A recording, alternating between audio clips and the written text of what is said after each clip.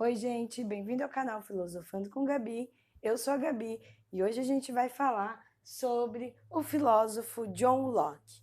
John Locke, filósofo renascentista, que traz para a gente uma teoria política que foi muito importante no campo da ideia do contrato social, mas a gente não pode esquecer que no canal já tem vídeo dele falando sobre o empirismo, já que ele é visto como o pai do empirismo depois do período clássico, dentro do começo da modernidade, tá?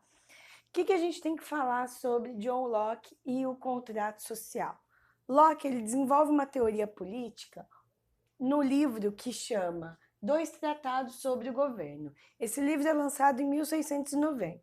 Se você retomar a aula do Hobbes, você vai ver que em 1651 ele lança o Leviatã, onde ele fala da primeira teoria da formação de Estado, da onde vêm os Estados modernos, da onde vem o Estado civil, e o Locke ele, dentro desse tema, dentro daquilo que está sendo discutido nesse período, que é muito importante, porque é uma tentativa de romper com a hegemonia da Igreja Católica e mostrar que existem outras formas de pensar a origem da sociedade civil. Então, Locke, quando ele fala de contrato social, diferente do Hobbes, que acreditava que o homem vivia num estado de guerra de todos contra todos, o Locke acreditava que no estado de natureza o homem é dotado de razão. E se ele é dotado de razão, ele tem consciência da sua própria liberdade. Então, tendo consciência da liberdade, tendo consciência da propriedade privada, o único motivo que pode levar um homem a entrar em estado de guerra de todos contra todos seria quando sua propriedade privada fosse invadida, fosse de alguma forma ameaçada. Então, para o Locke, o contrato social ele deve garantir a propriedade privada e não um estado de segurança, um estado de paz.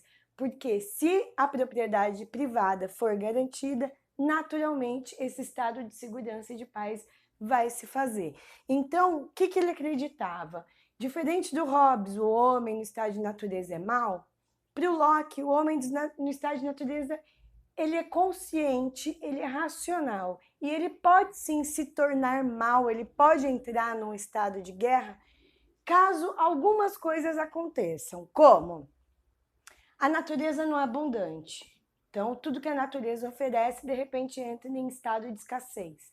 Então, essa privação do homem de alimento pode fazer entrar em estado de guerra.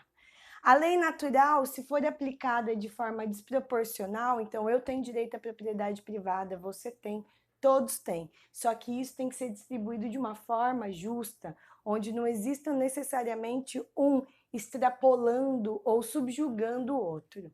Quando o estado de natureza se desestabiliza, as relações se desestabilizam. Então ele acredita que por mais que o homem fosse dotado de uma racionalidade, provavelmente nós chegamos num período onde tudo isso aconteceu, onde a natureza não era abundante, onde a lei natural foi aplicada de uma forma errada, onde a natureza ela acaba desestabilizando a vida do homem em comunidade. Então, nesse momento, o que ele vai fazer? Ele vai lutar, ele vai buscar o Estado civil.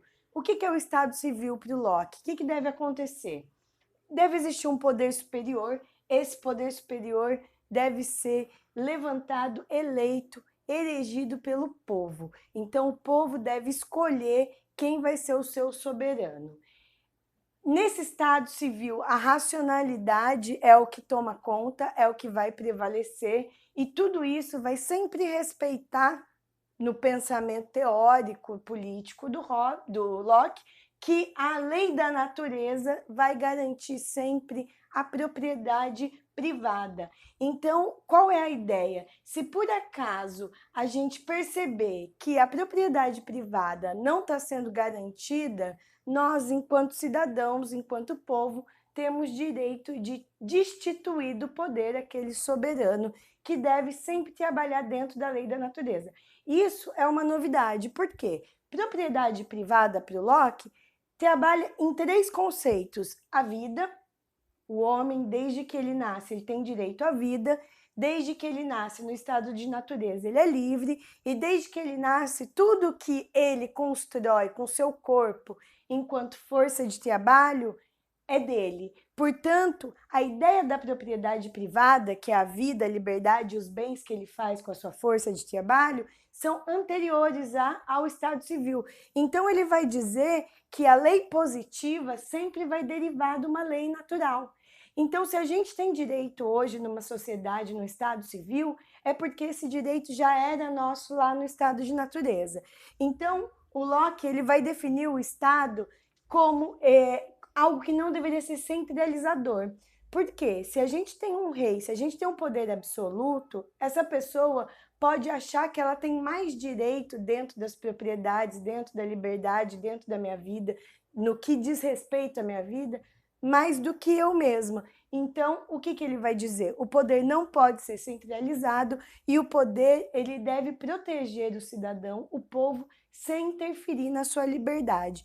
Por isso, antes mesmo de Montesquieu, o Locke ele propõe a ideia de que se o Estado fosse dividido em 3 poderes, e ele vai chamar de legislativo, executivo e federativo, a gente talvez tivesse a nossa garantia à propriedade privada mais assegurada.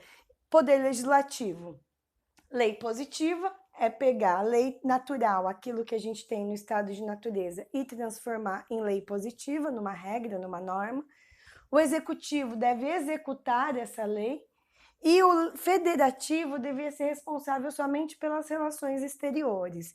Então, a gente tem aí, pela primeira vez, um conceito extremamente liberalista, onde a ideia de que o homem é um ser livre, desde que ele se entende por gente, e o papel do Estado é garantir essa liberdade, que nela inclui a sua vida, a sua propriedade privada, que inclui bens, e deve ser dividido, porque a centralização nunca vai ser algo positivo. Então, a gente tem aí um filósofo contratualista que destoa bastante do seu antecessor, que é Hobbes. Então, eu espero que você tenha entendido, espero que você tenha compreendido. Vou sair para você tirar um print da lousa.